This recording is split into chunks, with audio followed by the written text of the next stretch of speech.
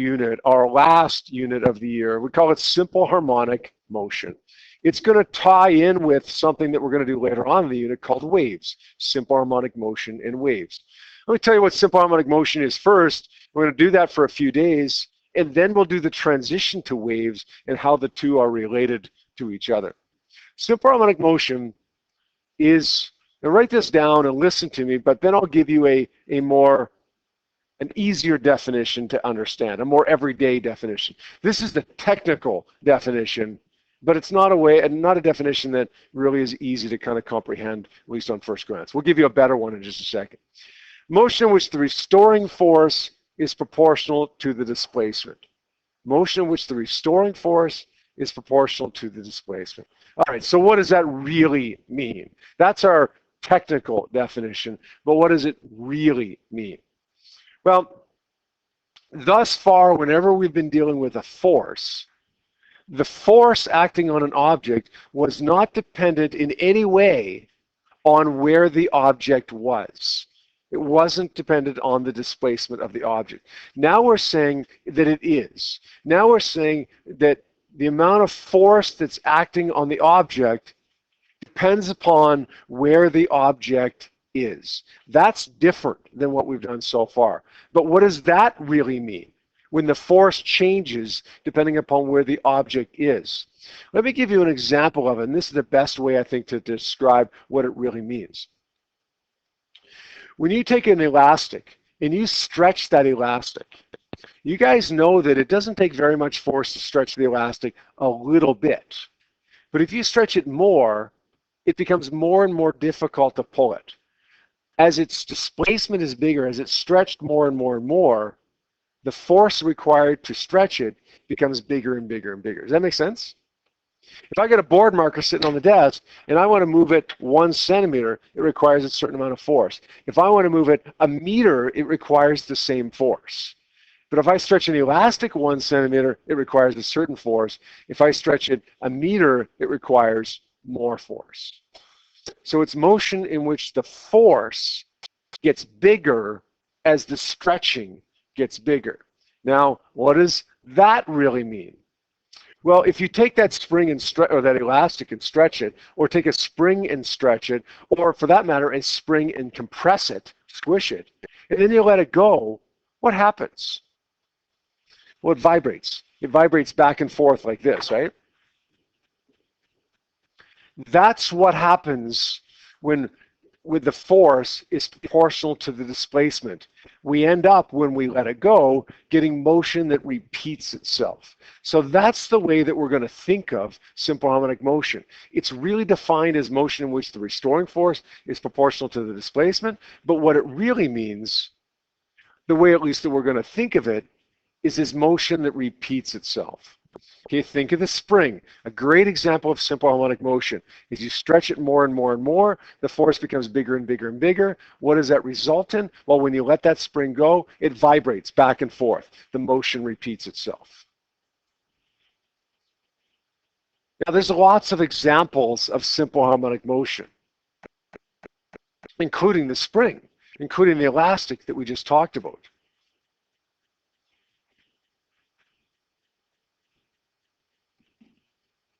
Spring or elastic that's stretched.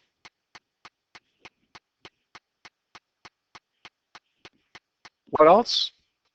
Well, although this is not truly simple harmonic motion, it's very, very, very close to simple harmonic motion.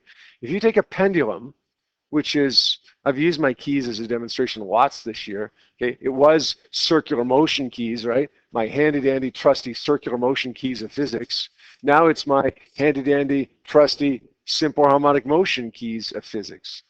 If I make it a pendulum, hold one end and let it go, that's motion that repeats itself, right?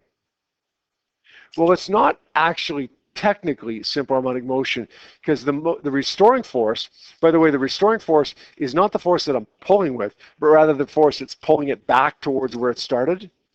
The restoring force in the case of a pendulum is not quite proportional to the displacement, but it's very, very close to being proportional to the displacement.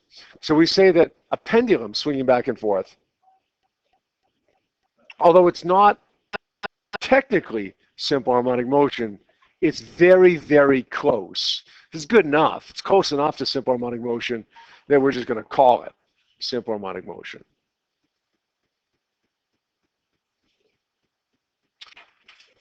If you want to know whether something's simple harmonic motion or not, I want you to first think, does the motion repeat itself? If I let it go, does the motion repeat itself? And then the second thing I want you to think of is, the more you pull it, is it harder to pull? Okay, does that make sense? When I pull the spring back, the more I pull it, the harder it is to pull. Even when I pull this back, even though it's not quite simple harmonic motion, when I pull the pendulum back, pull it a little bit, doesn't require very much force. But the more I pull it, the harder it becomes because the closer to vertical it becomes. Make sense? If it repeats itself and it's harder to pull or push, the further it is away from where it starts, then we would call it simple harmonic motion. Now, let's define a couple of terms that you've already defined before in the context of circular motion, but we'll redefine them in the context of simple harmonic motion.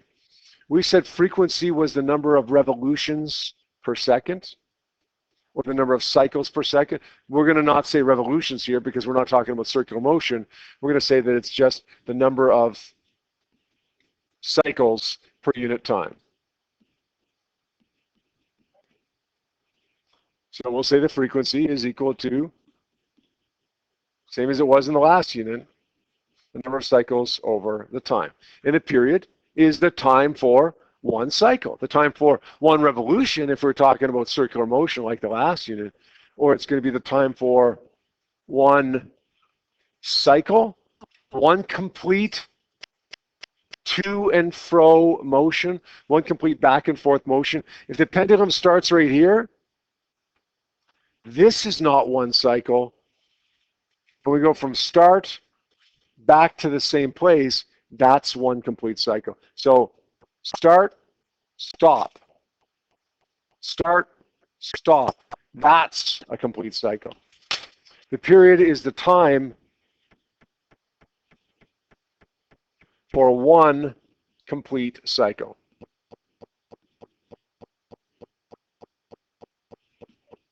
And of course, the period, capital T, is going to be time over the number of cycles. Neither one of those equations appear in your data sheet, but the relationship between the two of them does. Just like in the last unit, we would say the period is the inverse of the frequency.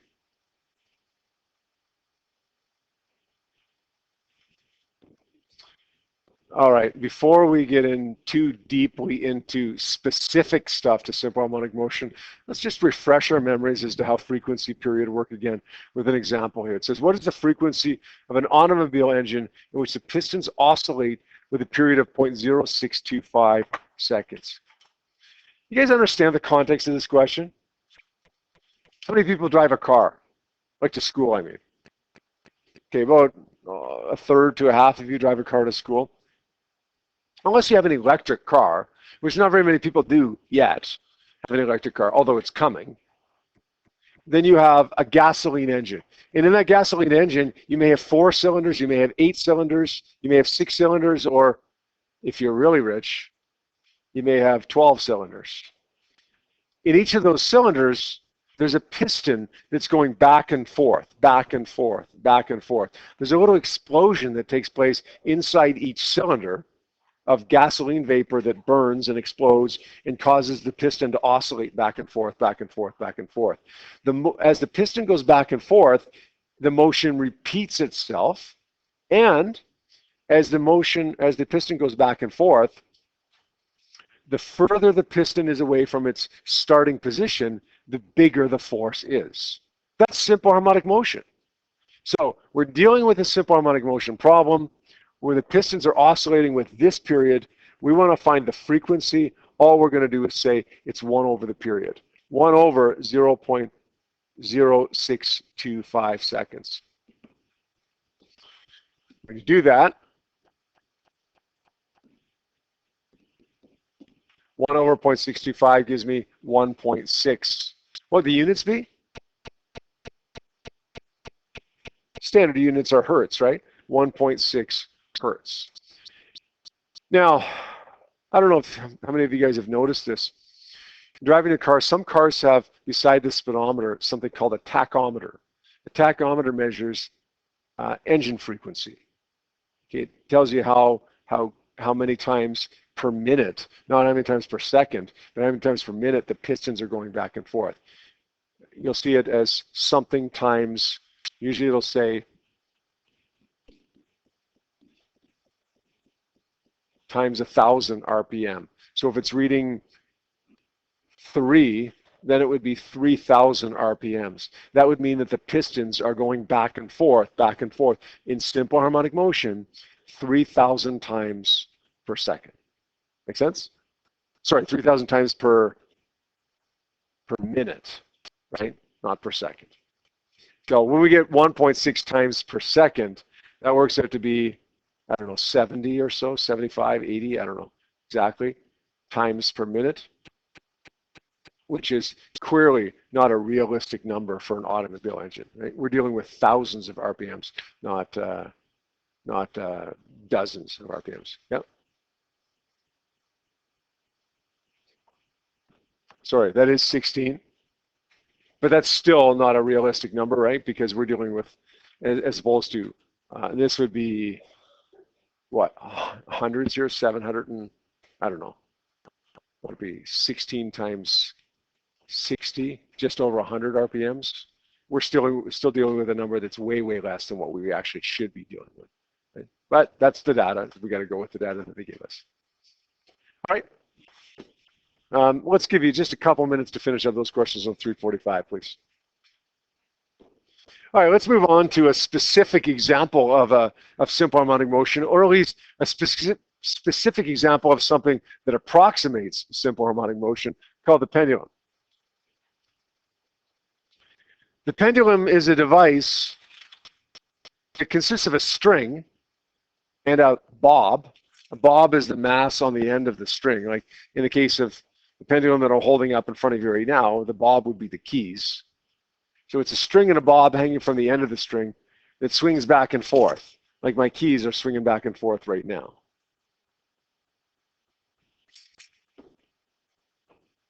Now, when we talk about the period of this pendulum, it's like we were talking about the period of anything else. We're talking about one complete cycle, okay, one complete motion back to where it started. A pendulum, the period of a pendulum is the time that it takes to go from one place back to where it started.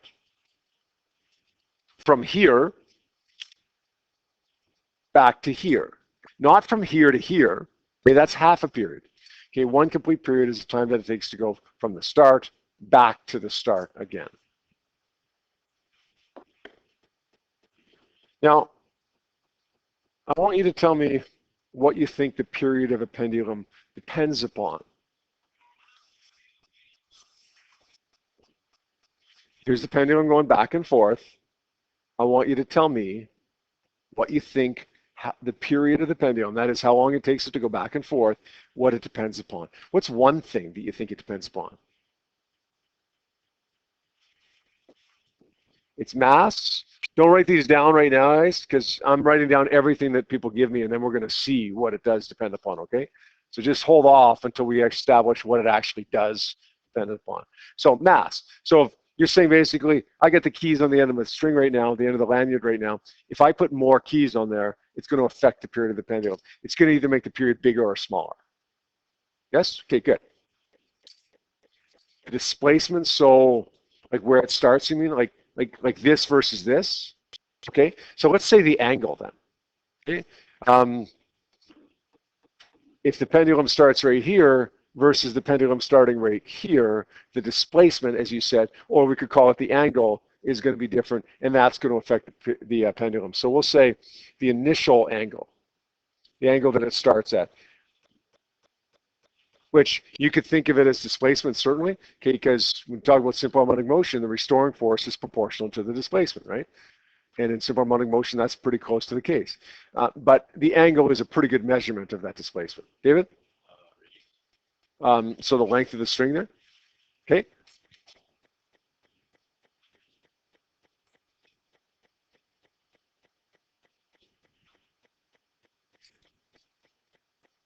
Anything else?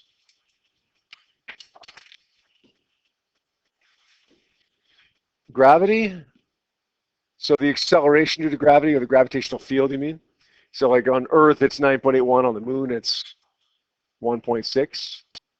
You're saying the pendulum isn't going to swing at the same rate on the moon as it would on Earth.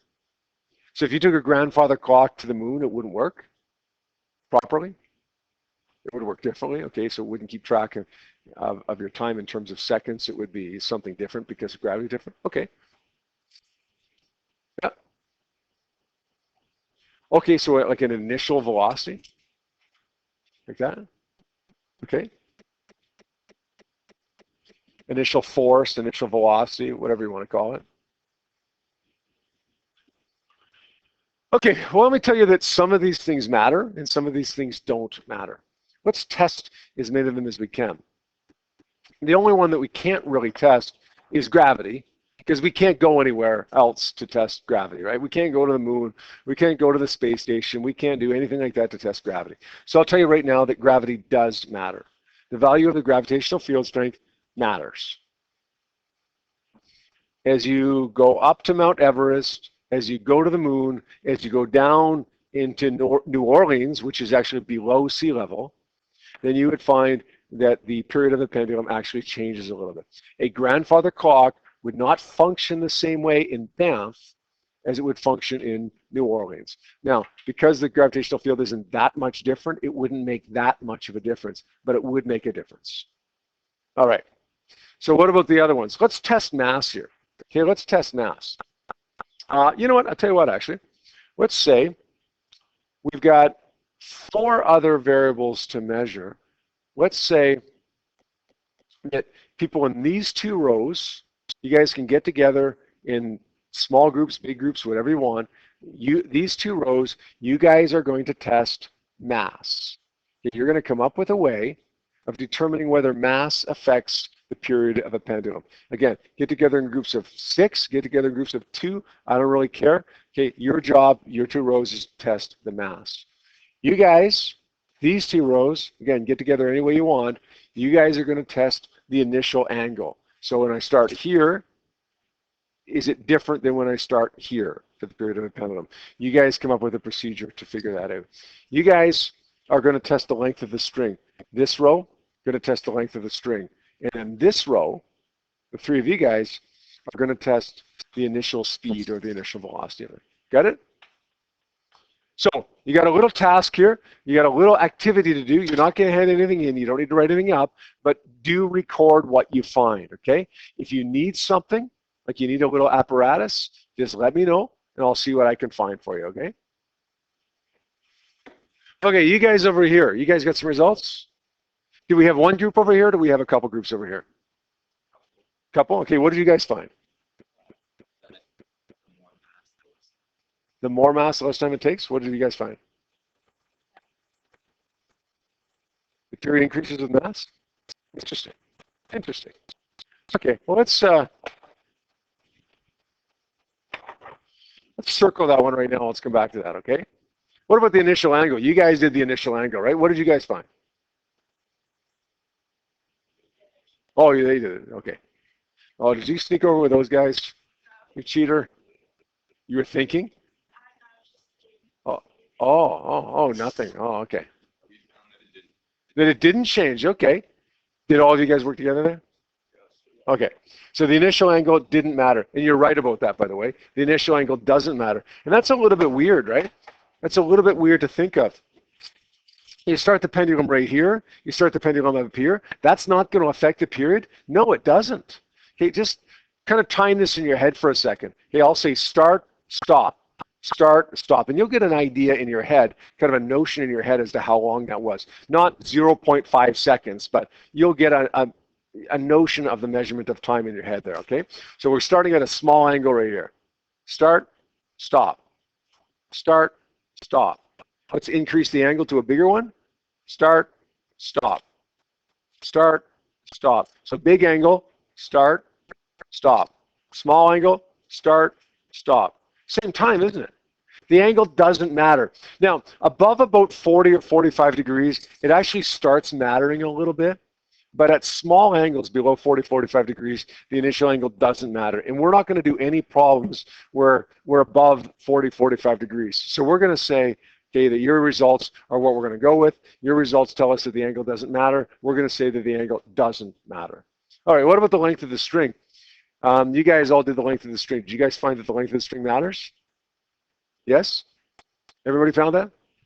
Yeah, it does. The length of the string definitely does matter. Okay, let's go back to mass for a second here, okay? I don't know what the mass of these keys are right now, but let's, whatever they are, okay? We're keeping it the same through this trial, okay? Let's start at an angle of that's about 30 degrees, although it doesn't really matter because as we saw, the angle doesn't matter, right? So an angle of about 30 degrees with whatever mass these keys are. Start, stop, start, stop. Let's increase the mass of these keys. Okay, let's tie something into these keys here. Maybe some more keys. Let's throw some more keys in there. That's what we'll do. So once again, keys, start, stop. Let's put 100 gram mass on the end of those keys. Same angle. Start, stop. Start, stop. Let's put another 100 gram mass on the end of it. So now the mass is like more than 3 times what it started off as. Let's pull it up at 45 degrees. Start, stop. Start, stop. Okay, let's pull off the masses again just to give you a little reminder about what it was like before I had any masses attached to it. Start, stop. Did the mass matter? No, it didn't actually. Okay, it didn't. So we got some results there in our little experiment that didn't quite work out. That's okay. The mass doesn't matter. Gravity does. The length of the string does. The initial velocity, let's test this one. Let's just drop it. Start, stop. And then let's throw it. Start, stop. Start, stop. Drop it again. Start, stop. Did the initial velocity matter? No. No, the initial velocity doesn't matter either. Contrary to your intuition, the only things that determine the frequency or the period of a pendulum are going to be the length of the string and the gravity. But it's not a nice linear relationship. Rather, the relationship looks like this. The period of the pendulum is equal to 2 pi times the square root of L over G. L being the length of the string of the pendulum, G being the gravitational field, normally about 9.81 meters per second squared. The length of the string is going to be measured in meters. And G is going to be about 9.81, although it could be significantly less or more on another planet or something. So we'll say the gravitational field, and that's going to be measured in meters per second squared, or you could measure that in newtons per kilogram because it means exactly the same thing. That's kind of an ugly looking equation.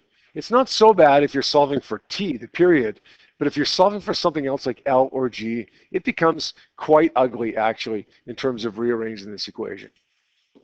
So what I want to do with you next is go through specifically rearranging this equation for our other variables here, L and G. We don't usually do that, right? We usually trust that you can do the algebra in rearranging the equation.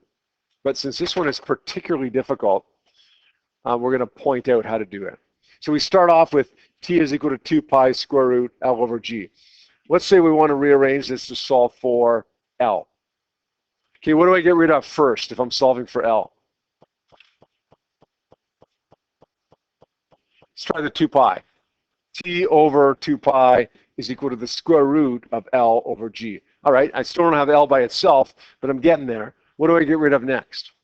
Yep, we got to square both sides. Get rid of the square root sign by squaring both sides. So it becomes T over 2 pi squared equals L over G. Right, I'm not putting the square in on the right-hand side, but to get rid of the square root, that's what I had to do, right, is to square both sides. All right, we're almost there. What are you going to do next in order to get L by itself? What comes next, David? Times it by G. So it becomes G times t over 2 pi squared equals L. This is my original equation. This is the one that appears on my data sheet. This is the rearranged form of it that I used to solve for the length of the pendulum, if that's what I'm trying to find. What if I want to solve for G? Well, we do everything I just did if we want to solve for G, and then another step. We got to get rid of the t over 2 pi squared, so we're going to take that over by dividing, and it becomes L over t over 2 pi squared. Talking about an equation that looks ugly, okay, this is it. Don't memorize those two forms of those equations. You won't remember them. You'll mess up on your test or your exam. Just know how to rearrange it to solve for those variables. And remember, of course, this one's on your data sheet, but you're also allowed to use something like this. T is equal to 1 over F. That's not unique to the pendulum, but it's certainly applicable to the pendulum. F is equal to the number of cycles over time. T is equal to the time over the number of cycles. All that stuff that we've learned earlier on, you're still allowed to use because it's all applicable with any kind of simple harmonic motion.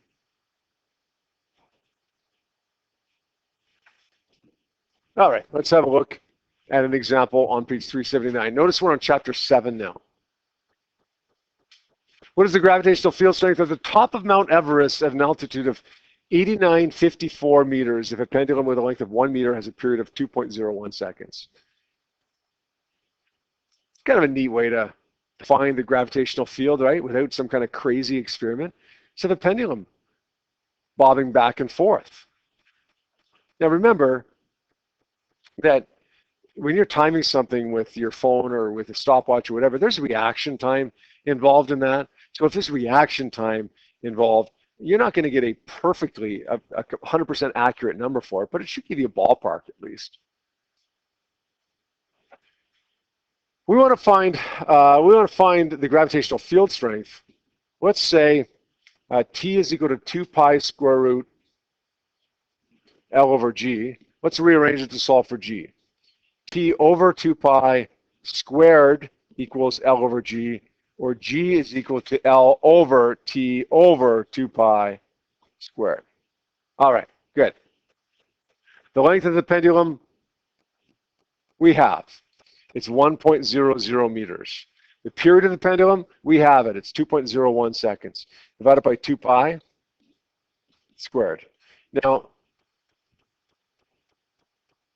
beyond solving for rearranging and solving for the right variable here, the next challenge is to actually put this into our calculator correctly.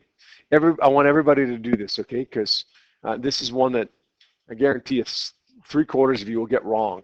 Just sheer plug it into your calculator, make mistakes that way unless you practice it. So here's what I want you to do. Simplify it a little bit. Get the number on the bottom first. 2 times pi equals. Don't try to do it in one step. Okay, most of you will mess up on it if you try to do it in one step. Get the number on the bottom, 2 pi. And then, so let's say 2.01, divide it by that number. That gives me 0.319 seconds. That's 0.319. Let's square that number, 0.102. And then let's say 1 divided by that number gives me 9.77. 9.77 meters per second squared, or 9.77 newtons per kilogram. What is it on average around the surface of the Earth? About 9.81. Is it noticeably less on the top of Mount Everest? You're going to weigh a little bit less on the top of Mount Everest than you will here, right? Most of that weight loss, though, is going to come from the calories you burn in climbing a mountain, not so much in the reduced gravity. Okay, gravity is almost as much there as it is here. Because really, I mean, Mount Everest is high, but it's not that high to change gravity dramatically.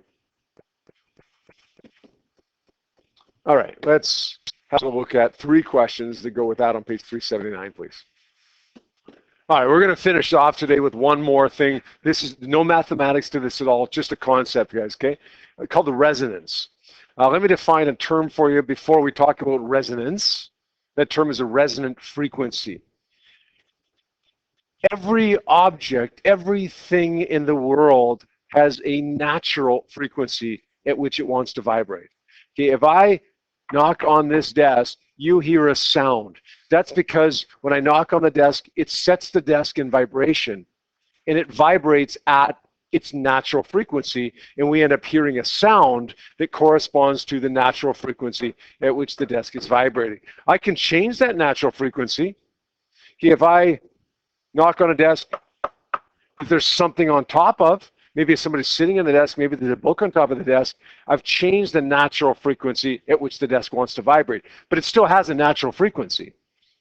Your car has a natural frequency at which it wants to vibrate. If you have an old beater of a car, sometimes you're traveling down the road, 65 kilometers per hour, 70, 80, 90, 94 kilometers per hour, and all of a sudden this dash starts vibrating like crazy. And then you get up to 104, and it's all good. It's not vibrating anymore. Something inside your car, underneath the hood or underneath the dash, is loose. And that something that's loose has a natural frequency at which it wants to vibrate. The natural frequency that corresponds to the frequency of the engine at that particular speed, 94 kilometers per hour or whatever. Everything has a frequency at which it wants to vibrate. That's what resonant frequency is. The natural frequency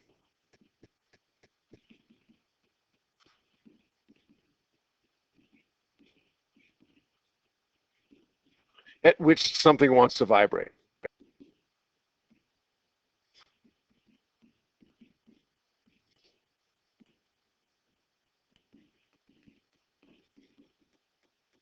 A swing set, perfect example of something that has a resonant frequency. We know the period of a swing set is 2 pi square root L over G because its swing set is a pendulum, right?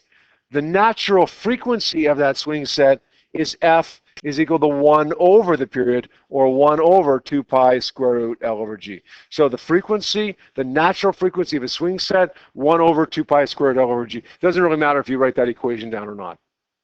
This is just an example. Everything has a natural frequency, a resonant frequency. Resonance, not resonant frequency, the phenomenon of resonance is a phenomenon whereby we apply a force at the resonant frequency. So in other words, we push on it, or something pushes on it at just the right rate where it matches the resonant frequency. The swing set, again, is a perfect example of that. When you've got a swing set, you set it in motion. Maybe you got your little brother or sister. You pull them back on the swing set and you let them go. They vibrate according to that frequency right here. You want to make them go higher and higher and higher. What do? Well, you push. You push the swing set, right? But you don't push the swing set at random times. Okay, here's the swing set vibrating back and forth. You're not going to do this. Right? You push the swing set at the right frequency. If it's vibrating back and forth like this, you push it like this. Now. And what happens? They start going higher and higher, right? Resonance is the phenomenon whereby you apply a force at the resonant frequency, which causes the disturbance to grow. That make sense? You get the swing set going back and forth at the natural frequency. If we want that disturbance to grow, then we don't only have to apply a force, we have to apply a force at the right rate, at the resonant frequency of the swing set. So resonance, not resonant frequency, resonance is a phenomenon, big word, hope I can spell it, phenomenon in which a disturbance grows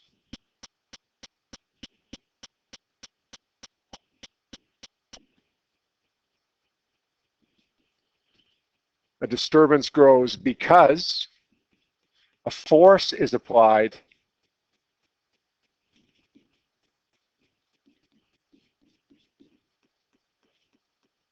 at a frequency that corresponds to the natural frequency, or that corresponds to the resonant frequency. We're not even saying that this force has to be a really big force.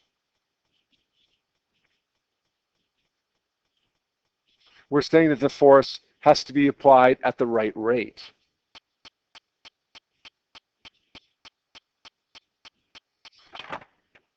Most of you guys know the pedestrian bridge in Okotoks, right, behind the library.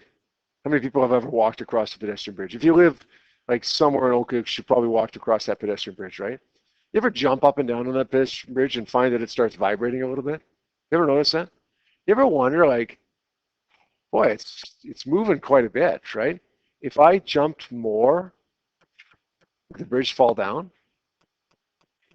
Well, the answer is this. If you jumped more, the bridge would not likely fall down. But if you jumped more at the right rate, you could get that bridge going crazy, okay, vibrating back and forth like crazy, and potentially bring that bridge down. Now, why doesn't that normally happen? Well, because you can't jump high enough. It's not that you need to jump high to apply a big force on that bridge. It's that you need to jump high enough to cause the disturbance that you're applying on the bridge to be a little slower than what you normally do, right? If I jump up, I can't apply a frequency at the right rate. I'm not applying my force at the right rate, at the resonant frequency of the bridge, in order to cause the disturbance to grow. So what happens, you feel a little bit of vibration. Just like the swing set, it's going back and forth. You push it at a random frequency, it keeps vibrating, but the disturbance doesn't grow. But if I push it at the right time, the disturbance grows. If I push the bridge at the right time, then the disturbance grows. Sometimes until the point where structural failure occurs. You ever seen videos of an opera singer with a really, really high pitch sound breaking glass? You ever seen that? It can be done. I mean, you have to match the frequency, the natural frequency of the glass perfectly. And it has to be a pretty intense sound. But when you do that, it causes the glass to vibrate at its natural frequency. And if you keep applying that voice, that sound at the right frequency, then it causes the vibration of the glass to grow until the glass can't hold it anymore. Soldiers, sometimes when they're marching across the bridge, you know how soldiers walk, right? They march in stride like this.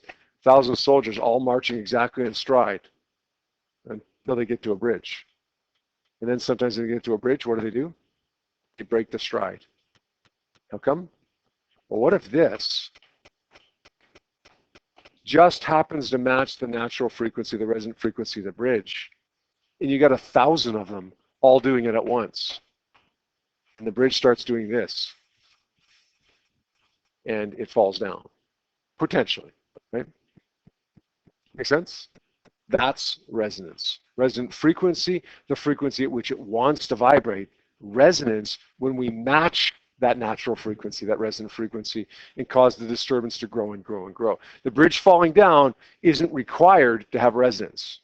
Okay? The growing of the disturbance is what resonance is. It just sometimes that results in failure of the bridge or failure of the glass.